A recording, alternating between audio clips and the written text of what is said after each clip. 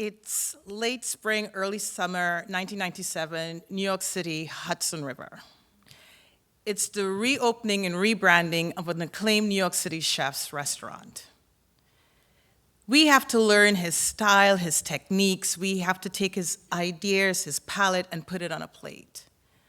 But for some reason, when the chef met me, he decided to make me his personal punching bag.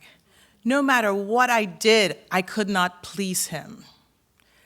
Day after day after day, he would relentlessly abuse me.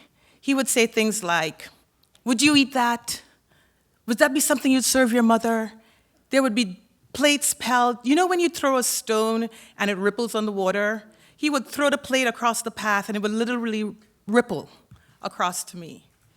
Day after day, we're getting ready for opening night of the restaurant, and he is riding me and riding me. It's opening night, and the runners are running in and out of the kitchen, the wait staff, the kitchen staff is getting their stations ready, and my dish is the first dish on the station to go out. Now, the who's who of New York is coming to this event, so there is like an added excitement in this. It's not friends and family night, it is the night. One of the things that's coming off my station is his tuna gravlax. Now, I know how to make gravlax because my previous restaurant was a Scandinavian restaurant. Now, gravlax is a beautiful fish, usually with salmon, and you take the perfect amount of salt and sugar, and it has to be balanced because if you put too much salt, it will take away the fat, which is so important to give it that smooth, silky, buttery, sexy taste in your mouth. You put a little bit of dill and it just opens up in your palate. But this chef wants to speed up the process. He's using tuna and vodka to make this gravlax. He's not happy with my gravlax. He's on me. So it's about 5:30 in the evening, and guests are about to arrive, and he is still riding me. And I decided, you know what? Fuck this. I'm out, and I walk off the line.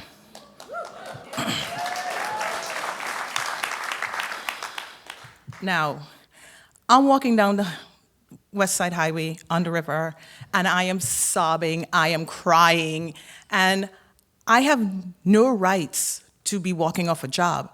You see, I've been couch surfing, and my visa's about to run out, so I really need this job.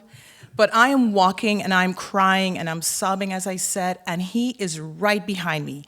And he is yelling and screaming at me, "You don't have it.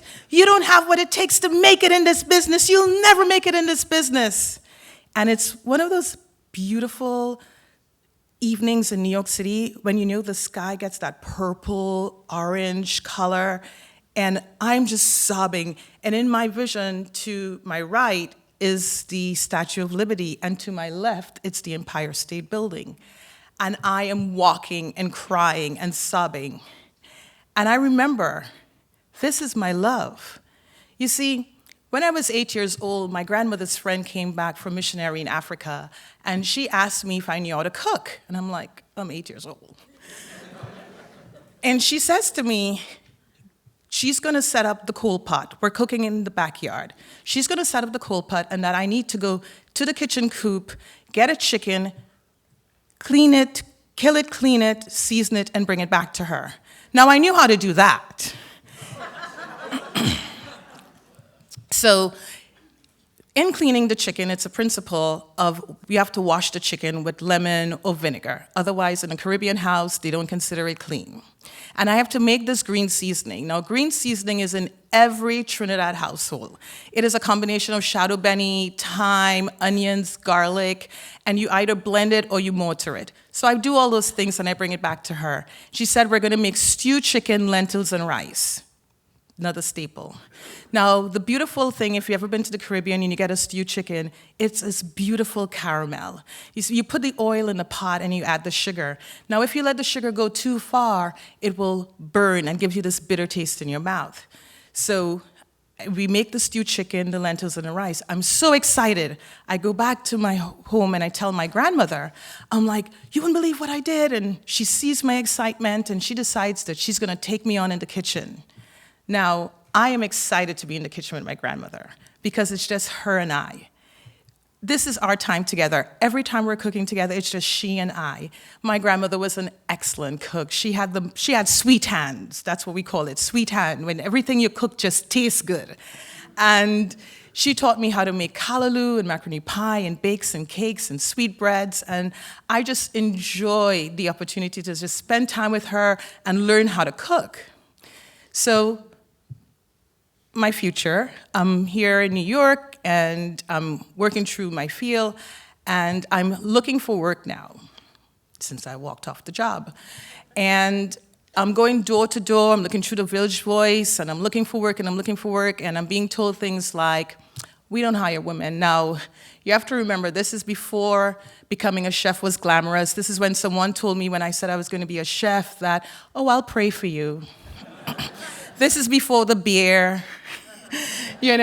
So I'm looking and chefs are saying, we don't hire women, you don't have what it takes to work here, and on and on. So I'm on the M10 bus going up Central Park West, if any of you know New York, going up Central Park West, and I look and I said to a friend, I said, you know what? If I tell God I want to work there, he'll let me work there. There was John George. Just opened up.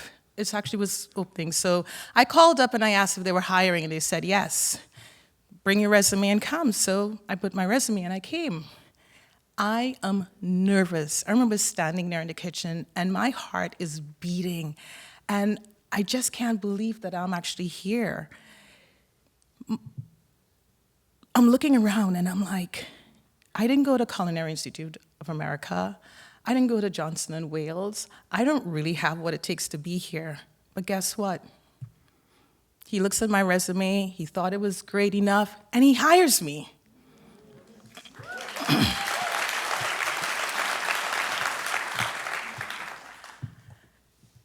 I'm excited to be here. It is an amazing place to work. There is camaraderie, there is love, there's exchange of ideas. I'm learning so much. I'm learning the importance of salt and pepper and just what acid does to a dish and how it brings like depth of flavor and just what fat does to a dish. And it's just like a love fest. It just takes me back to my beginnings when I learned how to cook with my grandmother. And I can't believe this, that I am now here in this 3-star Michelin restaurant working. One day we're having an event and I'm getting my station ready. It's one of the dishes I have to make on my station is the garlic soup and frog legs, if any of you have ever been to John George. That's one of our staples. And I'm making my dish and I'm getting it ready and I'm putting it up on the pass and I look up. And who do I see? My old chef. And our eyes connect and he turns to his sous chef when he's talking to his sous chef, and when someone's talking about you. So I can tell that he's talking about me, and I'm probably sure he's wondering, is that her? Is she here? And I remember just standing up and just looking at him like, yeah, I'm here. I've since gone on to cook for presidents and kings, and I can stand and say, I do have what it takes. Thank you.